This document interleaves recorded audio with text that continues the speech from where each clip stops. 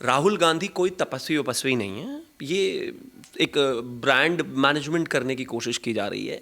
ज़बरदस्ती एक cool dude को तपस्वी बनाया जा रहा है।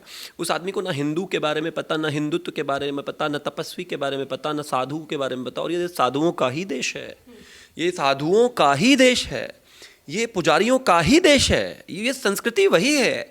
आचार्य चाणक्य, विवेकानंद से लेकर तमाम वो लोग, रामानुजाचार्य से लेकर तमाम जितना, मतलब आप कहाँ, मतलब कोई इसका तर्क ही नहीं है। इस आदमी को इस देश की संस्कृति के बारे में कुछ नहीं पता। नमस्कार, स्वागत है आपका हमारे चैनल पर। एक तरफ राहुल गांधी कर रहे हैं भारत जोड़ो यात्रा, जिसमें लगाए जा रहे हैं 2024 में होगा सत्ता परिवर्तन के नारे और बनेंगे राहुल गांधी प्रधानमंत्री। तो इसी बीच राहुल गांधी ने एक और बड़ा बयान दिया है। उन्होंने कहा है कि ये देश जो है वो पुजारियों का नहीं है बल्कि तपस्वियों का है। इस पूरे मामले पर बात करते हैं। हमारे साथ मौजूद हैं शिवम त्यागी जी। सर, किस तरीके से देख रहे हैं इस बयान को? राहुल गांधी का कहना है कि ये देश जो है वो तपस्वियों का है, पुजारियों का नहीं है।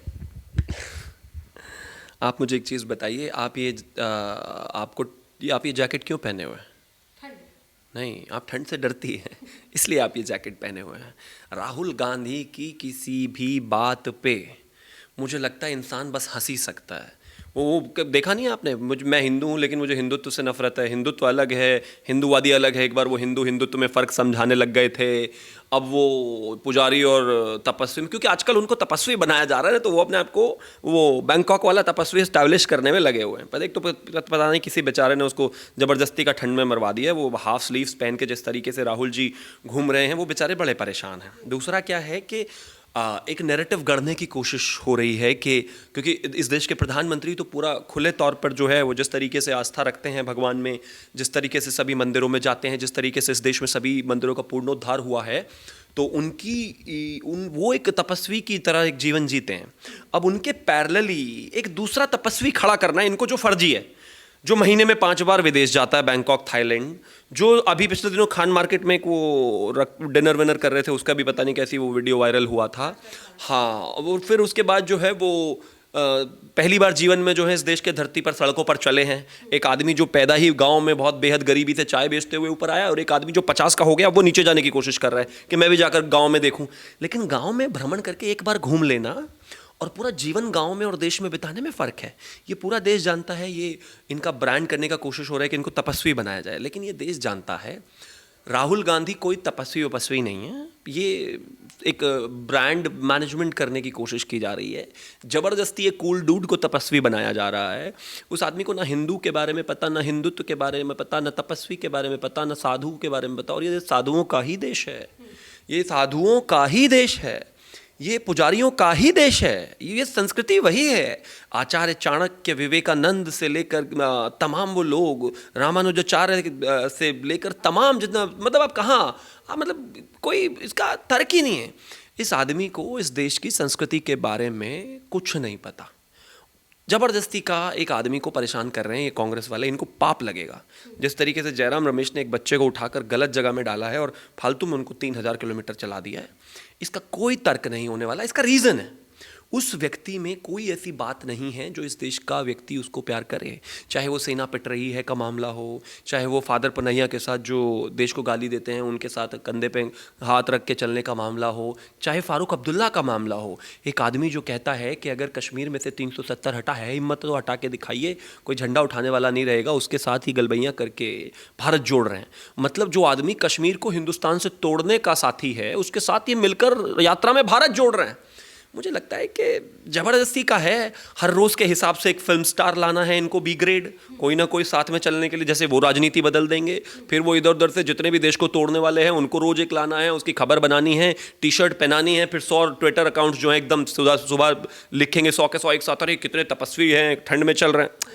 इससे कुछ नहीं होता। जनता जानती है, ऐसे ही थोड़ी ना उनका नामकरण कर दिया जनता ने पप्पू। उसका रीज़न है, और वो यही है कि वो इस देश की संस्कृति को रिलेट नहीं करते। और इसमें उनका कोई दोष नहीं है। कोई कहे कि राहुल गांधी गलत है, नहीं, बिल्कुल नहीं है ऐसा।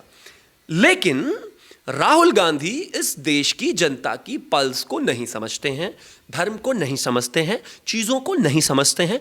और मैं ऐसा मानता हूं कि जो आदमी 55 साल तक नहीं समझा, उससे आप आगे क्या उम्मीद करेंगे। मुझे लगता है कि गलत आदमी गलत जगह पर है। 2024 में राहुल गांधी बनेंगे प्रधानमंत्री, सत्ता में होगा परिवर्तन। मोदी और आरएसएस ने देश में जो है वो नफरत फैलाई है और राहुल गांधी ने ये तक कहा है कि अगर उनकी सरकार आती है तो वो सभी को प्यार का संदेश देंगे और सभी को जोड़ने का प्रयास करेंगे। जोड़ने का प्रयास अगर करते होते तो देश तोड़ने वालों के साथ भारत जोड़ो यात्रा में नहीं होते। जोड़ने का अगर प्रयास करते तो तमाम तरह की जो चीज़ें उन्होंने की है वो नहीं करते। जोड़ने का अगर प्रयास होता तो ये नहीं कहते सेना पिट रही है।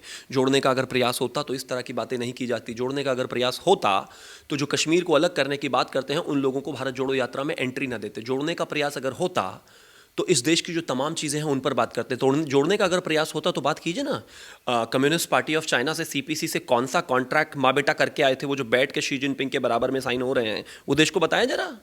चीन को ललकार के दिखाएं, हिम्मत है तो चीन का एजेंडा चलाते हैं इस देश में।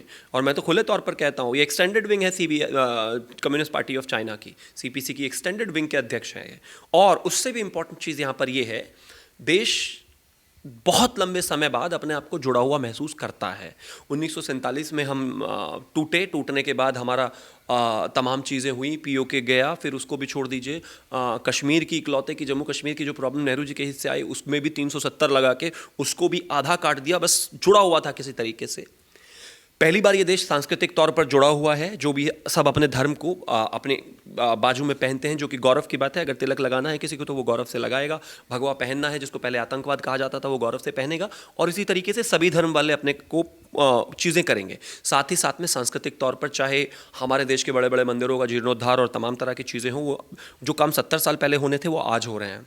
चाहे वो 370 हटाने का मामला हो, जिसकी वजह से कश्मीर हमें एक टूटा हुआ हिस्सा लगता था, जिसका झंडा अलग था, कानून अलग था, संविधान अलग था, और उसके अलावा जहाँ पर दलितों को और तमाम लोगों को कोई राइट्स नहीं मिलते थे कि बच्चा अगर एलएलबी भी पढ़ ले तो वहाँ पर सिर्फ उसको झाड़ू ही लगानी थी।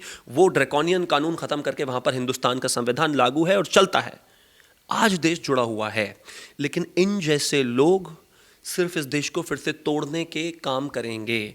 राहुल गांधी और कांग्रेस सरकार का स्टैंड है 370 पर, कभी भारतीय जनता पार्टी और या फिर देश के साथ नहीं रहे। हाँ, अगर ये सरकार में आए, जो कि नहीं आएंगे, तो इस बात की गारंटी ज़रूर है कि कश्मीर को भी तोड़ देंगे, बंगाल को भी तोड़ देंगे, इस देश को भी तोड़ देंगे, खंडित कर देंगे। लेकिन देश अब इतना जनता जानती है ऐसा होने नहीं देगी। सर, इसी के साथ विपक्षी पार्टियां भी 2024 के चुनावों के लिए राहुल गांधी को आगे बढ़ाने की बात कर रही है। संजय राउत ने भी कुछ दिन पहले कहा कि सत्ता परिवर्तन करके ही राहुल गांधी मानेंगे, क्योंकि वो संघर्ष कर रहे हैं। राकेश टिकैत ने ये तक कहा कि राहुल गांधी की बस एक यही गलती है कि वो हमेशा सच बोलते हैं। तो जिस तरीके से एक बढ़ावा दिया जा रहा है राहुल गांधी के लिए कि हाँ 2024 में सत्ता परिवर्तन होगा और मोदी सरकार जाएगी। वो पत्राचौल वाले मामले में बाहर आ गए क्या संजय राउत, या अंदर से ही बाइट दे रहे हैं? ओह, बाहर आ गए। मुझे लगा एक सालों बीत गए, बेचारे अभी तक काफ़ी समय से परेशान थे, कह रहे थे मुझे आतंकवादियों वाली सेल में रखा है। बहरहाल, जब लोगों की चौल का पैसा खा जाओगे तो आपको जेल तो जाना ही पड़ेगा।